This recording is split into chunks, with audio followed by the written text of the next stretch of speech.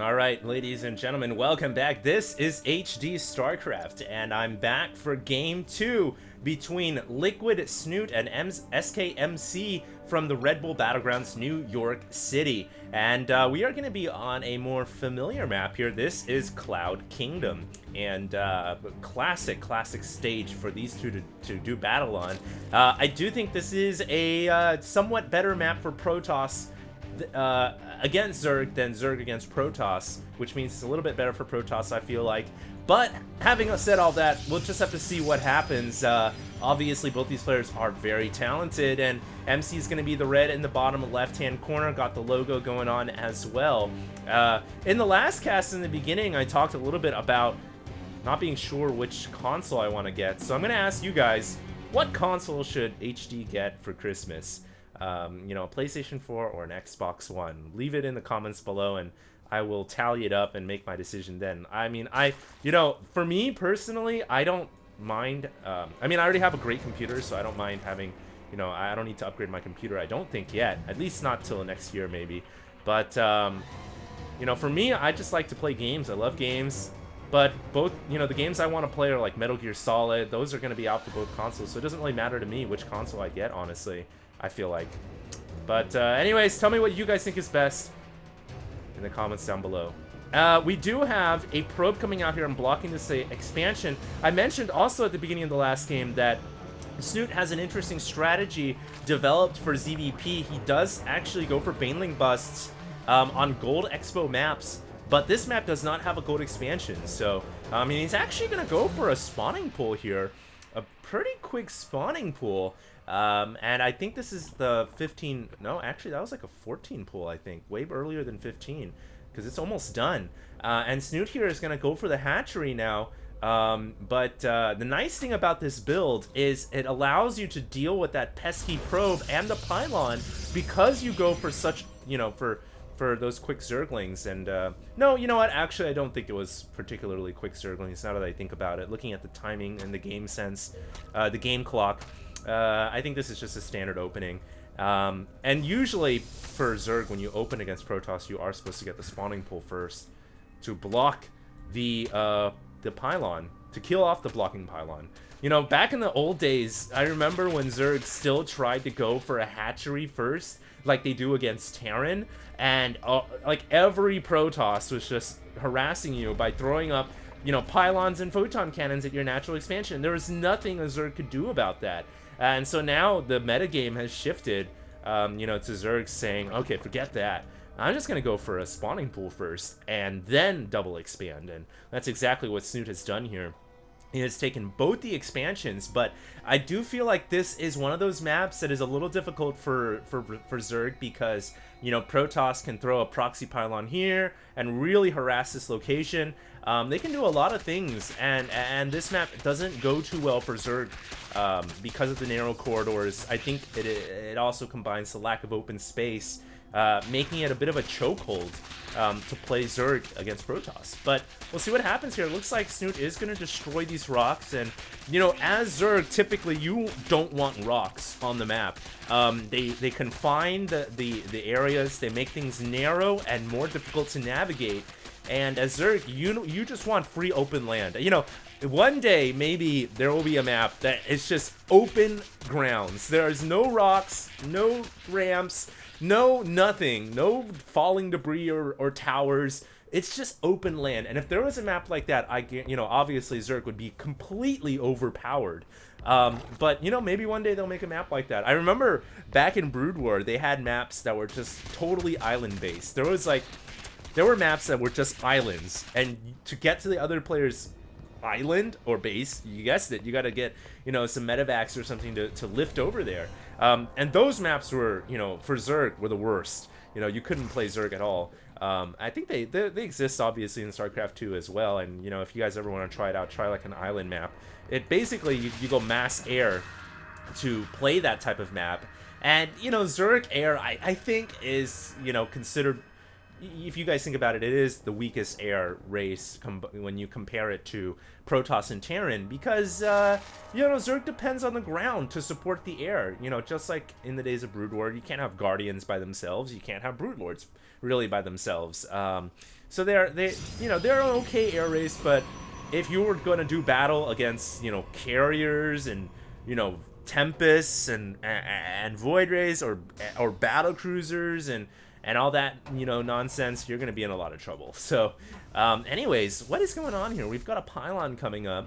Back at home, we could have a 2-base gateway attack here. 4 gates are up right now, and he is going for pylons. I think maybe MC is faking, the 5/6 gate 2-base all in, because I'm looking at his gateway count right now, and he's only got 4 total. I think what he's doing is trying to fake out Snute, and Snute has taken the bait here. Look at how many roaches and zerglings Snute is creating, and I don't think MC is going to commit to this attack. He's only got 4 gateways up right now. And if he had wanted to try to end the game with this strategy, I think he would have thrown up more gateways. Rather, right now he's going for a robotics facility and getting upgrades. So I think this was designed to kind of force Snute to overcommit to defensive units, and I think it's worked pretty beautifully. Now MC, you can see he's not attacking, he's not warping in reinforcements. He's just hanging out here, and really, he's kind of like saying, yes, I've got you right where I want you, because now Snoot's drone count is not going to be very high. He's only got 44 drones, and obviously more roaches are coming out. So now the game kind of becomes Snoot. He's overcommitted to forces, and he's going to realize, oh, this was never a gateway attack. I produced way too many attacking forces, and now the game kind of becomes the situation where I think Snute has to attack with these forces and really kind of, produce with them, because otherwise they're just going to be wasted units. And the thing is, how can he attack? He never destroyed these rocks. And there is no 3rd expansion to really take down, so this is really one of those, you look at the supplies and it's like, oh, Snoot's winning, but really he's not. And this is just one of those kind of nasty situations that, MC going for the trickery has put Snute in. But we'll see what happens now. If Snute can deny this 3rd expansion with his forces, I would say he's in an okay spot. But it's going to be tough sledding, because there is a lot of sentries here, and they all have force fields. So if Snute tries to attack up that ramp, I mean, it is going to be a very, very difficult road. There's immortals here too, so they will be able to slay those roaches pretty easily. And I think now Snute is realizing, okay, the battle is going to be taking place probably somewhere in the middle of the map, so he's going to destroy these rocks, or it's going to take place here. I think what Snute should be doing right now is really committing to making sure that MC doesn't get that 3rd expansion down, as Snute is getting Hydralisks right now, and I actually think that's a pretty good idea. Hydras are great against gateway units. I'm actually shocked that MC hasn't taken the 3rd expansion. He's going to attack now. He is going to attack now. It's like a delayed 2-base timing. This is really strange. He's got +1/+1, and we'll see how this works out for him. Snute obviously looking for the Protoss army, doesn't see it because it's about to attack his 3rd expansion, but I feel like MC is about to get surrounded here from all angles by Snute. Now the question is, does MC have enough forces to defend his position? And I think he will actually have enough forces, even though the Zerg is on creep and they are on the Zerg side of the map. It looks like MC's just going to barely have enough here. He's warping in additional reinforcements. More Zerglings and Hydras are coming, but will it be enough? Will it be in time to defend the 3rd Expo? And Snute now forced to pull drones off the line. Oh man, this delayed timing from MC, kind of brilliant, really. Waiting for the Immortals to come out, and now, I think he's going to have enough. More Hydras coming in, though, and they are going to be able to push these Immortals back home. Will they be able to kill the Immortals down in time? One last Immortal remaining, and MC saves it. Into the Warp Prism it goes, but it does get taken out, and it looks like Snute is just barely going to have enough to defend here. Great play by Snute, and he is going to be able to push this Protoss army right back home, and Snute now with an overwhelming advantage. Oh, if he can kill off this pylon as well, it looks like he gets the last 2 Stalkers that were clicked in last. And that, obviously helps tremendously. It's 2 less Stalkers he has to deal with. And now Snute pushing out into the open field. He's got to be careful, though. These Hydras do not have Hydra speed. They do have grooved spines. And obviously he got that for defensive purposes. But now the Hydras are out without the creep. And they are very slow off creep. But, you know, Snute is going to attack nevertheless here, and I guess put the pressure right back on MC, but I do feel like this might be a bit overzealous for Snute. He doesn't have creep, and, you know, the Protoss army is just going to get bigger and bigger, and, you know, you dread seeing those situations for Zerg where they overextend off creep, and then they got to run back home and they get chased down and picked off by the Protoss army, which is faster than Hydra's. So I think Snute was a good decision there to pull back. This is an interesting game. 15 minutes in now. The Zerg is only on 3 bases. The Protoss is only on 2 bases, but I think that's about to change here. Hive tech is on the way now. Fairly quick hive for the Zerg, and he's getting pathogen glands too, so we might see infestors this time around, which I think is great. And what will MC do here? I do feel like he's kind of pigeonholed himself because he went for this, you know, the MC style, the 2-base attack. That is how MC plays Protoss versus Zerg, and now he has no technology, no economy. He's only on 2 bases. I think he's just gonna go all in, and this is it. He's gonna go all in on 2 bases with +1/+1. Will he have enough forces? He's actually going to have a chance to take out the 4th hatchery here. I think maybe Snoot's best interest is to cancel this expansion.